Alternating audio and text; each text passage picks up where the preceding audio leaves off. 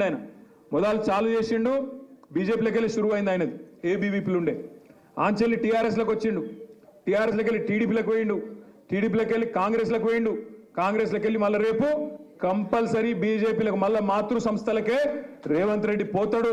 ఇది మీరు యాద పెట్టుకోండి అనే మాట కూడా నేను మీకు విజ్ఞప్తి చేస్తా ఉన్నా. ఎందుకంటే పచ్చి అవకాశవాది తప్ప ఆయనకు ఇంకొక ఎజెండా లేదు, మన్ను లేదు. ఇక మా ఈటెల రాజేందర్ గారు అన్న పాపం హుజురాబాద్లో గజ్వేల్లో ఓడిపోతే అన్న ఇక్కడ టికెట్ తీసుకొని వచ్చిండు. రాజేందర్ అన్నకు నాకు ఒక దగ్గర స్పీచ్ చూసిన మల్కాజ్గిరిలో, మేడ్చల్కో యాడుకో పోయిండు. పోయి పాపం రాజేందర్ అన్న రైతుల మీద ప్రేమ కురిపిస్తున్నాడు. 2 లక్షల రుణమాఫీ ఏమైంది? రేవంత్ రెడ్డి నువ్వు రుణమాఫీ చేయి, నేను తప్పుకుంటా పోటీలకు వెళ్ళని చెప్పి రాజేందర్ అన్న మాట్లాడుతుంటే నాకు నవ్వాలనో ఏడవాలనో అర్థం కాలేదు. ఆయన మర్చిపోయిండు పాపం ఏ పార్టీలో ఉన్నాడో. ఆయన ఇంకా టీఆర్ఎస్లో ఉన్నా అనుకుంటుండు పాపం రాజేంద్ర అన్న నువ్వు బీజేపీ వాళ్ళు మీరు రైతు రుణమాఫీ గురించి మాట్లాడితే దయ్యాలు వేదాలు వల్లిచ్చినట్టుంటది. ఎందుకంటే మీ నరేంద్ర మోడీ గారు 10 ఏళ్లలో ఏం చేసిండు?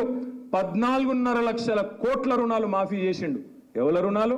బడా బడా బాబులు, కార్పొరేట్ సేట్లు, పెద్ద పెద్ద వ్యాపార సంస్థలు, అదానీలు, అంబానీలు, వాళ్ళ రుణాలు మాఫీ చేసిండు. గసొంటి పార్టీలో కూర్చొని నువ్వు రుణమాఫీ గురించి, రైతు రుణమాఫీ గురించి మాట్లాడితే చాలా చండాలంగా, చాలా దరిద్రంగా ఉంటుంది రాజేంద్ర అన్న.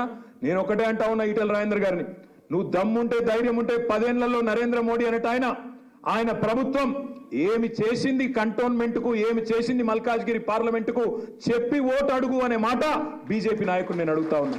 మాట్లాడితే గట్టిగా అడిగినాం అనుకో, ఏం చేసిరా మీరు 10 ఏళ్ళు ఏం బీకిండ్రంటే జై శ్రీరామ్, ఇంకా తప్పేం లేదు. రామనామ జపున పరాయమాలను అప్పున, రామనామ జపున 11,560 కోట్ల ఎలక్ట్రల్ బాండ్స్ అప్పున, 11,560 కోట్ల రూపాయలు ఇవాళ బీజేపీ అకౌంట్లో ఉన్నమాట వాస్తవం కాదా? ఎలక్ట్రల్ బాండ్స్ రూపంలో మీరు ఇవాళ ఏదైతే స్కామ్ అంటుండ్రో, లిక్కర్ స్కామ్, అందులో ఒక ఆయన దగ్గర 60 కోట్లు తీసుకొని ఆయన బయటికి పంపింది వాస్తవం కాదా? ఇవన్నీ వాస్తవాలు కాదా రాజేందర్ అన్న? నీతిమంతుడు మోడీ గారు. ఎందుకు నీతిమంతుడు? 609వ స్థానంలో ఉన్న అదానిని తీసుకొచ్చి 2వ స్థానంలో కూర్చోబెట్టినందుకు నీతిమంతుడు. ఎక్కడికి వెళ్ళి నీతి వచ్చింది? అందుకే నేను అంటా ఉన్నా మిత్రులారా, ఆగం కాకండి.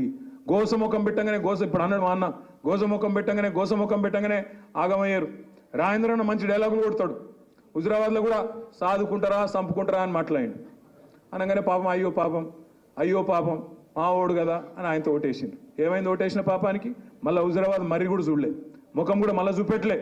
అందుకే నేను అంటా ఉన్నా, ఇలా రాగిడి లక్ష్మారెడ్డి గారు ఏదో పర్సనాలిటీ పరంగా చూస్తే ఒక ఆమెనేమో జెడ్పీ చైర్మన్, ఒక ఆయననేమో ఆమె భర్తనేమో మాజీ మంత్రి, ఇడిదిక్కేమో ఒక మాజీ మంత్రి, వీళ్ళు పెద్ద కనబడుతుండొచ్చు.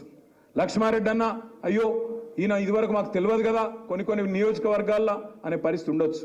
కానీ నేను మిమ్మల్ని కోరేది ఒకటే, సీనియారిటీ కంటే సిన్సియారిటీ ముఖ్యం. అది తప్పకుండా రాగిడి లక్ష్మారెడ్డి గారిలో ఉంది. వాళ్ళిద్దరూ ఇవాళ అక్కడ పోటీ చేస్తున్న ఇద్దరు కూడా కేసీఆర్ గారి దగ్గర పదవులు పొంది కేసీఆర్ గారికి వెన్నుపోటు పొడిచి అక్కడ నిలబడ్డ నాయకులు అవతల దిక్కున్నారు. మరి అట్లాంటి వాళ్ళు కావాలన్నా, సిన్సియర్గా కష్టకాలంలో కూడా కేసీఆర్తో నడుస్తున్న లక్ష్మారెడ్డి గారు కావాలన్నా ఆలోచించవలసిన బాధ్యత మన మీద ఉన్నది. ఇలా నిల్చున్నది లక్ష్మారెడ్డి గారు కాదు, నిల్చున్నది కేసీఆర్, నిల్చున్నది ఒక గులాబీ సైనికుడు.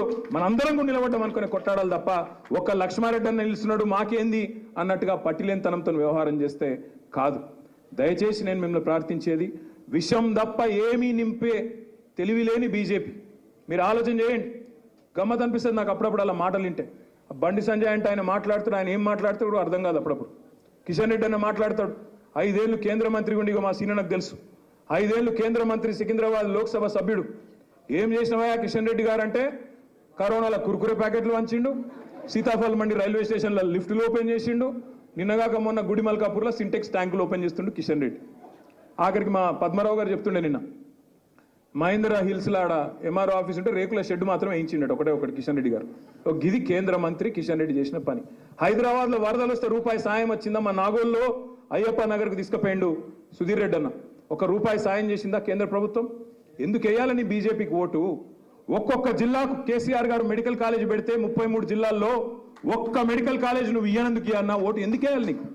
ఏ కారణం చేత వేయాలి ఓటు బీజేపీకి? ఒక్క పని చేసినావా నువ్వు తెలంగాణకు? 5 మండలాలు గుంజుకపోయినందుక ఖమ్మంలో ఎందుకు వేయాలి ఓటు?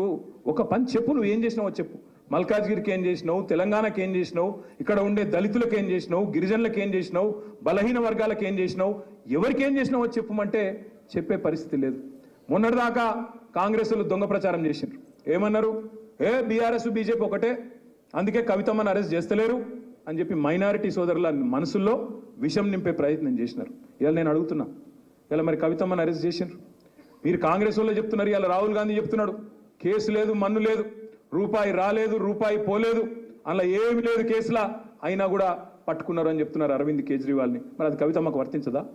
అదే కేసులో ఆ కేజ్రీవాల్ అరెస్ట్ అయితేనేమో అది అన్యాయం అట, అదే కేసులో కవితమ్మ అరెస్ట్ అయితే మాత్రం అది న్యాయం అట. ఇది ఎక్కడి న్యాయం, ఇది ఎక్కడి నీతి? ఆలోచించండి. ఇలా మోడీ గారి ప్రవర్తన ఎట్లుంది? అయితే నా జేబులు ఉండాలి లేదా జైళ్ళు ఉండాలి, అయితే నా జేబులు ఉండాలి లేదంటే జైళ్ళు ఉండాలి, అంతే. రెండిట్లో ఏదో ఒకటే తప్ప వేరే మార్గం ఉండద్దు ఈ దేశంలో. అందుకే నేను అంటున్నా మిత్రులారా, అందుకే నేను అంటున్న సోదరులారా, దయచేసి ఈ ఎలక్షన్లో మాత్రం కసితోని కమిట్మెంట్తో పనిచేద్దాం. ఇలా దేశం నిండా విషం నింపుతూ హిందూ ముస్లిం అని ఇండియా పాకిస్తాన్ అని పనికిమాలిన పంచాయతీలు పెడుతూ ఇవాళ కొత్త కొత్త కథలు చేస్తున్న బీజేపీని ఒకవైపు చూద్దాం, మరొక వైపు ఇక్కడ అబద్ధాలతో ఊరేగుతున్న ఈ రేవంత్ రెడ్డి సంగతి కూడా ఇంకో దిక్కు చూద్దాం. మీరు ఆలోచన చేయండి, రేవంత్ రెడ్డి గారి ప్రభుత్వం వచ్చినాక ఈ 100 రోజుల్లో ఏమేం సాధించిండు ఘన విజయాలు అంటే, హైదరాబాద్లో బిల్డింగ్ పర్మిషన్లు బంద్. ఎందుకు బంద్? బిల్డర్లను పిలవాలి, కూర్చోబెట్టాలి, రాహుల్ గాంధీ పైన ఉన్నాడు, ఆయన ప్రధానమంత్రి చేయాలి.